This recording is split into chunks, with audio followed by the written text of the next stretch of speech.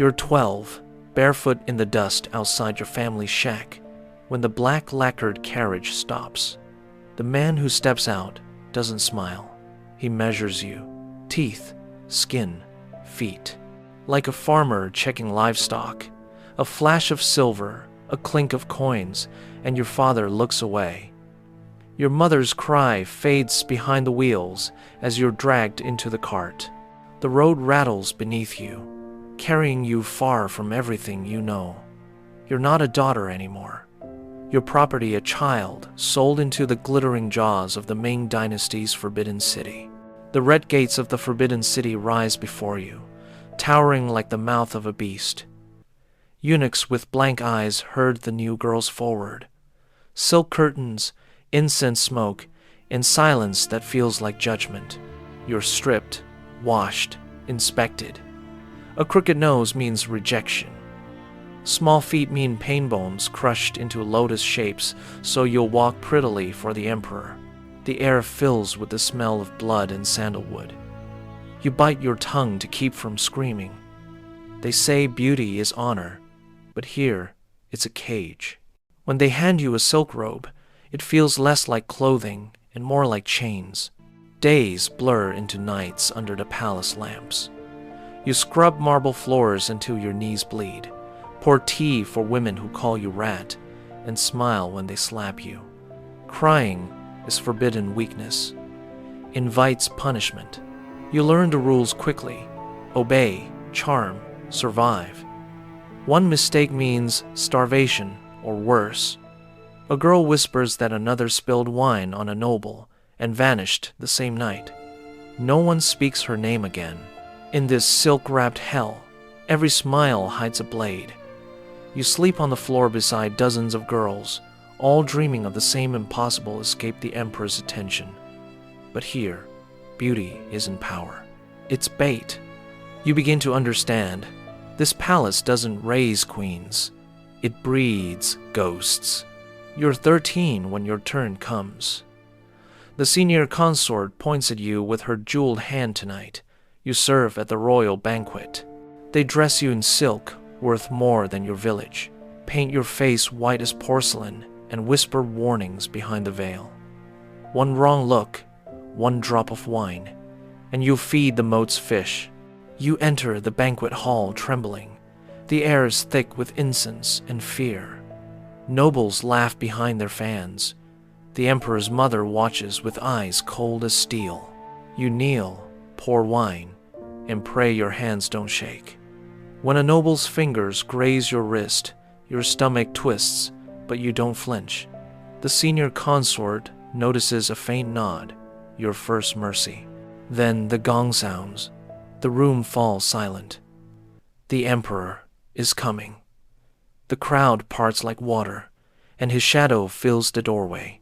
You're lifted, carried to his chamber, your bound feet useless beneath the weight of silk. The door closes with a thud that feels final. His voice is soft but sharp. Please me, or you'll wish you hadn't. You smile through terror. Survival now wears the face of obedience.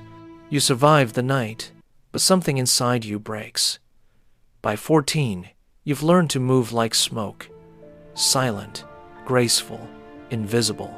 The older concubines whisper, plot, and poison each other with words sharper than blades.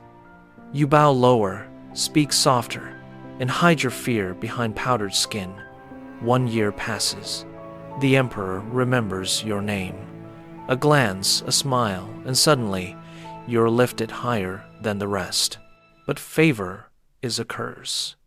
Jealous eyes follow your every breath. The jade hairpin consort spreads a rumor. You poisoned her tea. Guards drag you through the courtyard, your bound feet scraping against stone. You're thrown before the emperor's mother, her voice cold, her whip ready. Confess, she says, or join the ghosts below. You swear innocence, trembling but steady. A servant girl steps forward, risking her life to defend you. She saw the tea poured clean. Silence. Then a nod. You're spared this time. The rumor dies, but the warning lingers. In this palace, truth is whatever the powerful choose to believe. You cradle your bruised wrists that night and whisper a vow. I will not die here. The forbidden city may own your body, but not your will. Months later, you give birth to a son, a blessing, and a death sentence wrapped in silk. The palace buzzes with envy. A male heir makes you valuable, but also a target. You hold him close, listening for footsteps in the dark. Poison hides in teacups. Whispers stalk your door. You trust no one. When a plague sweeps through the harem, the strong hoard food, the weak disappear.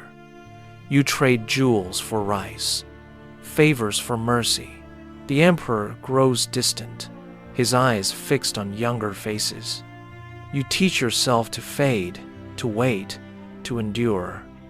Power shifts like sand, and you stand in the middle of a storm that never ends. At 16, your feet ache, your smile is armor, and your soul is scarred but alive. Survival, you realize, isn't victory, it's defiance. Years pass. You're 22 when the palace turns on you again. The emperor sickens, and rivals whisper your name. Witchcraft, they say. Guards drag you to the courtyard under the moon's cold eye. You kneel, bound, feet bleeding, as the executioner raises his blade. Your son's cry echoes from the nursery. Then salvation. Your loyal maid bursts in, clutching a hidden letter proving your innocence. The real traitor screams before steel silences her. You're spared, but you know it's over. Fever burns your lungs. The plague rots the halls.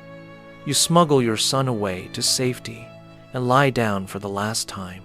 As the palace sleeps, you fade quietly, not as a victim, but as a spark that refused to die. You're 25 when the fever takes you. The same silk walls that once glittered with power now close in like a tomb.